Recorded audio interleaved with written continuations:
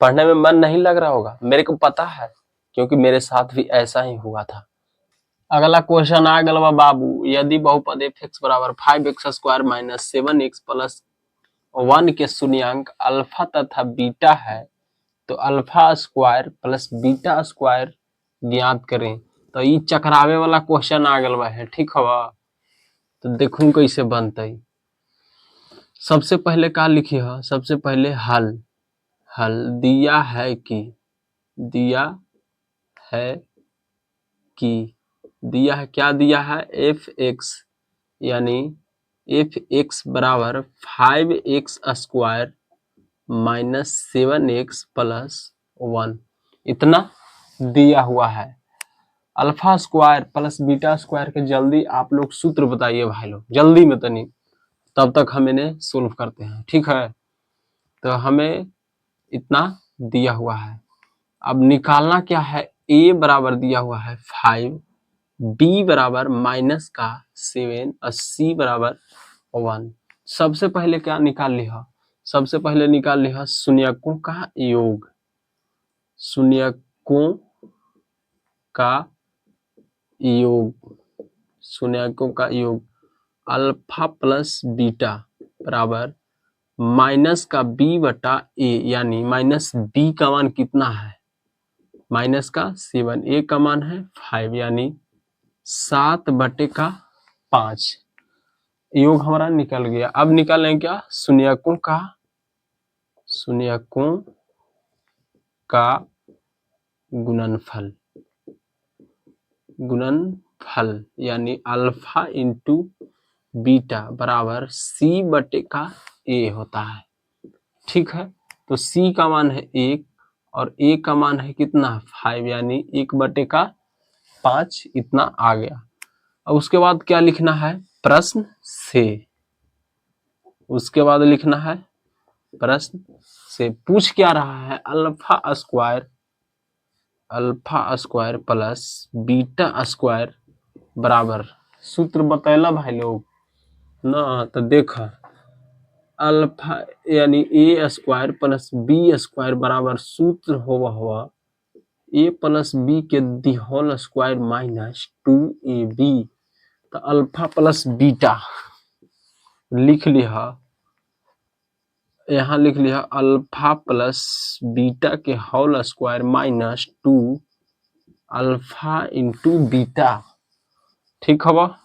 लिख लिया alpha plus beta का मान कितना आयल हवा 7/5 स्क्वायर माइनस 2 गुना अल्फा इंटू बीटा कितना है 1/5, यानी 7×7=49/25 माइनस 2/5 हो जाए। अब यहाँ सोल्व कर लिया, एलसीएम लेबा तब 25 हो जाए, तो 49 माइनस 5×25 यानी 5×2 = 10 बराबर 39/25 होई आंसर, ठीक बा। तो ऐसे लिखे के नहीं खे, यहाँ पर लिखे के बा अतः बहुपद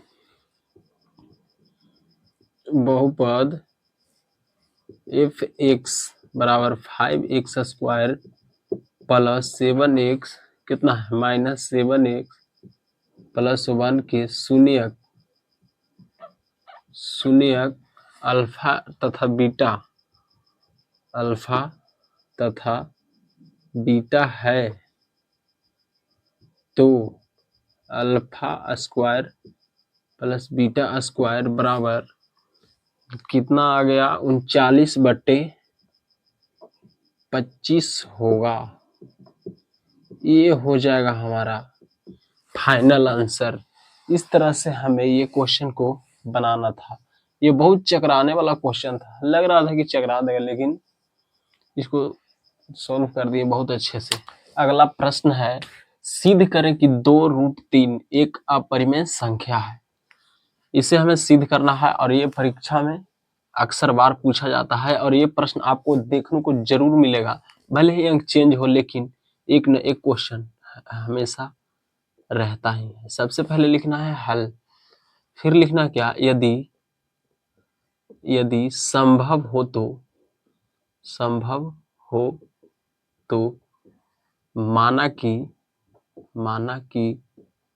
2√3 एक परिमेय संख्या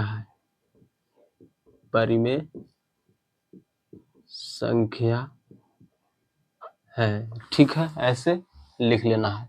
यदि संभव हो तो माना कि 2√3 एक परिमेय संख्या है। फिर क्या लिखना है, परिमेय संख्या की परिभाषा से, परिमेय संख्या की परिभाषा से, परिमेय संख्या की परिभाषा से लिखना है, क्या लिखना है, 2√3 बराबर P/Q, यानी √3 बराबर P/Q माइनस का 2, जहां Q बराबर नहीं है 0 के, इतना लिख लेना है। उसके बाद क्या, हमें दिखाई दे रहा है साफ साफ, इधर P/Q है, इधर √3 है, तो √3 जहां रहेगा वहां हम अपरिमेय कह सकते हैं कि नहीं कह सकते हैं। अब P/Q रहेगा उसे परिमेय कह सकते हैं। तो लिख सकते हैं, चूंकि यहां लिख देंगे, चूंकि बायां पक्ष √3 है, जो कि एक अपरिमेय संख्या है, ठीक है, इतना लिख लेना है। यहां दिखाई दे रहा है कि √3 एक अपरिमेय संख्या है, तथा फिर लिख लेंगे तथा, अब इस तरफ वाले लिख लेंगे, दायां पक्ष P/Q माइनस 2 है, जो एक परिमेय संख्या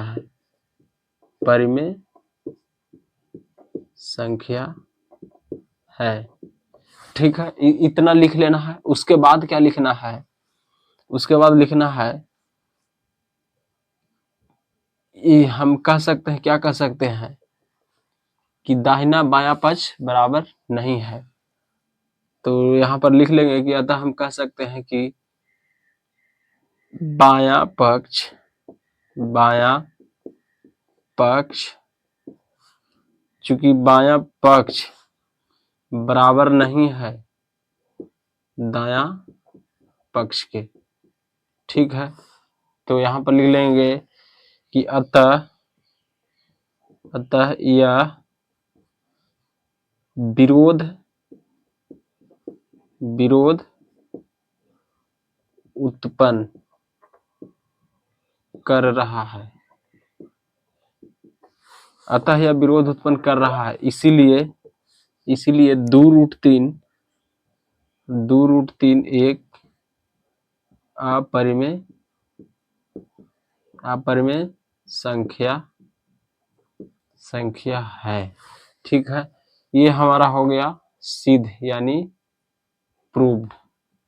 इस तरह से हम अगर जो लिख भी देते हैं पूरा अच्छे से साफ से, तो हमें जितना नंबर का रहेगा उतना नंबर हमें मिल जाएगा। तो इस तरह से हमें एक क्वेश्चन को बनाना था। सबसे पहले लिखना है, यदि संभव हो तो माना कि 2√3 एक परिमेय संख्या है। उसके बाद देख लेना है, ये अपरिमेय है, ये परिमेय है, बायां पक्ष है, ये दोनों बराबर नहीं है।